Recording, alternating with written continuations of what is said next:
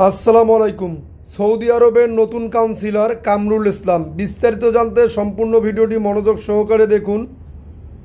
Saudi আরবের নতুন councillor হিসেবে নিয়োগ পেয়েছেন উপসচিব মোহাম্মদ কামরুল ইসলাম।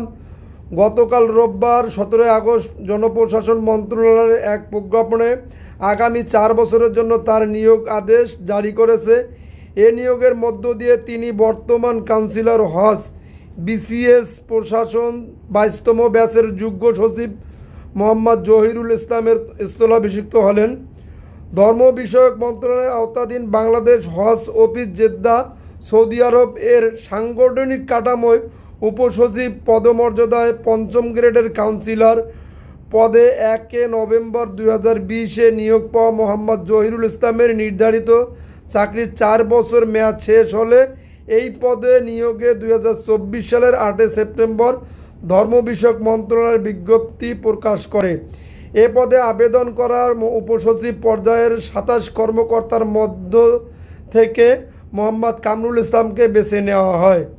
বিসিএস প্রশাসন 29তম ব্যাচের কর্মকর্তা মোহাম্মদ কামরুল ইসলাম বর্তমানে ধর্ম বিষয়ক মন্ত্রণালয়ে কর্মরত। এর আগে তিনি পরিবেশ, বন ও জলবায়ু পরিবর্তন মন্ত্রণালয়ের বেজা, আইএমইডি ও মাঠ প্রশাসনে কর্মরত ছিলেন। যদি আপনাদের নিউজটি ভালো লেগে থাকে তাহলে অবশ্যই আমাদের চ্যানেলটি সাবস্ক্রাইব করে পাশে থাকা বেল বাটনটি অন করে রাখবেন পরবর্তী ভিডিওর জন্য।